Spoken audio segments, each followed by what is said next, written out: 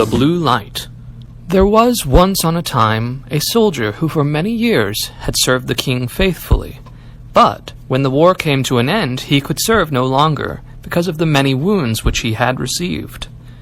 The king said to him, "You may return to your home. I need you no longer. You will not receive any more money, for only he receives wages who renders me service for them." Then the soldier did not know how to earn a living, went away greatly troubled, and walked the whole day, until in the evening he entered a forest. When darkness came on, he saw a light, which he went toward, and came to a house wherein lived a witch. "Do give me one night's lodging, and a little to eat and drink," he said to her, "or I shall starve." "Oh-ho," she answered, "who gives anything to a runaway soldier? Yet will I be compassionate and take you in, if you will do what I wish." "What do you wish?" asked the soldier. "That you should dig all around my garden for me tomorrow." The soldier consented, and next day labored with all his strength, but could not finish it by the evening. "I see well enough," said the witch, "that you can do no more today, but I will keep you yet another night in payment, for which you must tomorrow chop me a load of wood, and make it small." The soldier spent the whole day in doing it, and in the evening the witch proposed that he should stay one more night.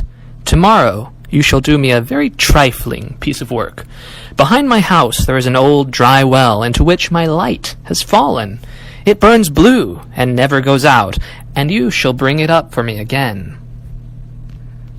Next day the old woman took him to the well, and let him down in a basket. He found the blue light, and made her a signal to draw him up again. She did draw him up, but when he came near the edge, she stretched down a hand, and wanted to take the blue light away from him. "No," said he, perceiving her evil intention, "I will not give you the light until I am standing with it both feet upon the ground." The witch fell into a passion, and let him fall down again into the well, and went away.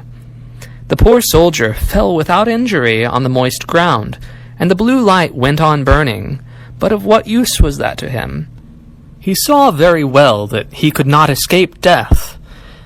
He sat for a while very sorrowfully. Then suddenly he felt in his pocket, and found his pipe, which was still half full of tobacco. "This shall be my last pleasure," thought he, pulled it out, lit it at the blue light, and began to smoke. When the smoke had circled about the cavern, suddenly a little black man stood before him and said, "Master, what are your commands?" "What commands have I to give you?" replied the soldier, quite astonished. "I must do everything you bid me," said the little man. "Good," said the soldier, "then, in the first place, help me out of this well." The little man took him by the hand and led him through the underground passage, but the soldier did not forget to take the blue light with him. On the way the little man showed him treasures hidden there, and the soldier took as much gold as he could carry. When he was above, he said to the little man, "Now go and bind the old witch, and carry her before the judge." In a short time she, with frightful cries, came riding by, as swift as the wind on a wild tomcat, nor was it long after that before the little man reappeared. "It is all done," said he, "and the witch is already hanging from the gallows." "What further commands has my lord?" inquired the little man. "At this moment none," answered the soldier. "You may return home. Only be at hand immediately, if I summon you. Nothing more is needed than that you should light your pipe at the blue light, and I will appear before you at once." Thereupon he vanished from sight. The soldier returned to the town from which he had come. He went to the best inn, ordered himself handsome clothes, and then bade the landlord furnish him a room as magnificent as possible.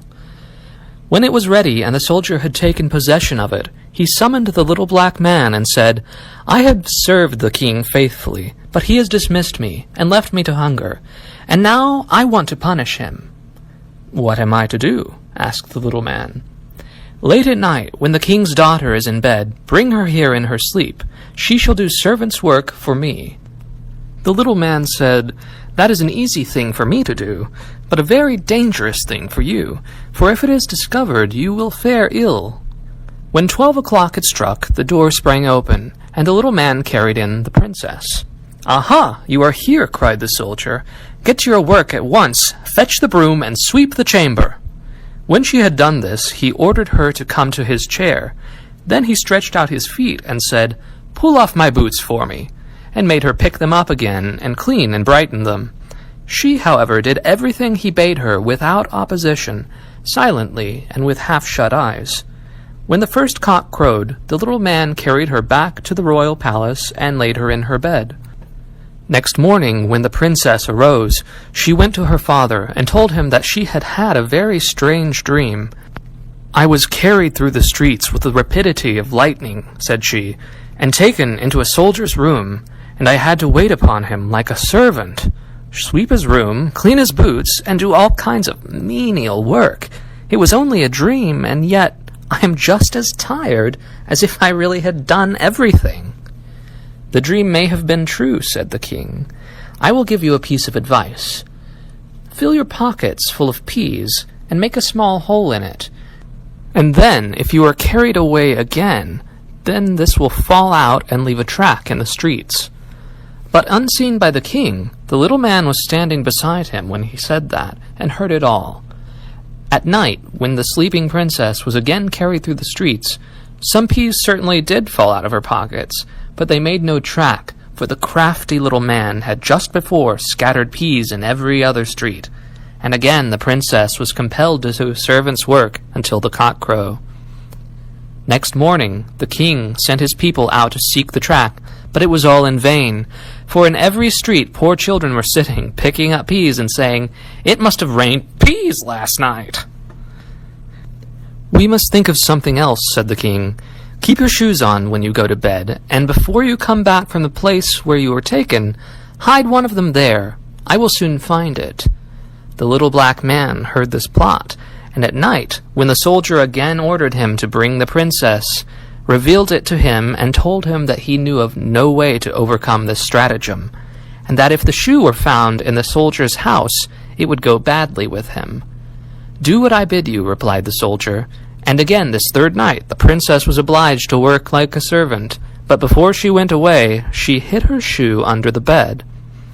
Next morning the king had the entire town search for his daughter's shoe. It was found at the soldier's, and the soldier himself, who at the entreaty of the little man had gone outside to the city gate, was soon brought back and thrown into prison. In his flight he had forgotten the most valuable things he had, the blue light and the gold, and had only 1 ducat in his pocket, and now loaded with chains he was standing at the window of his dungeon, when he chanced to see one of his comrades passing by. The soldier tapped at the pane of glass, and when this man came up, said to him, "Be so kind as to fetch me the small bundle I have left lying in the inn, and I will give you a ducat for doing it." His comrade ran thither and brought him what he wanted.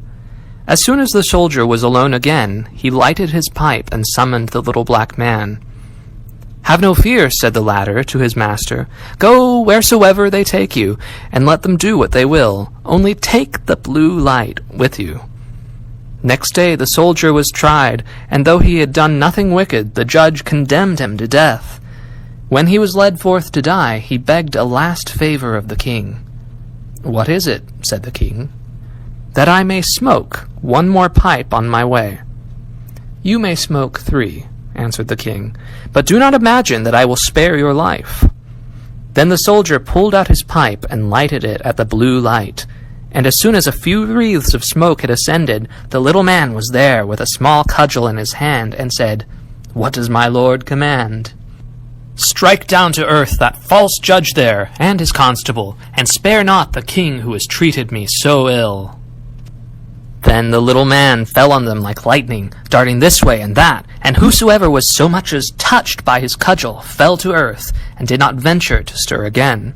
The king was terrified. He threw himself on the soldier's mercy, and begged merely to be allowed to live.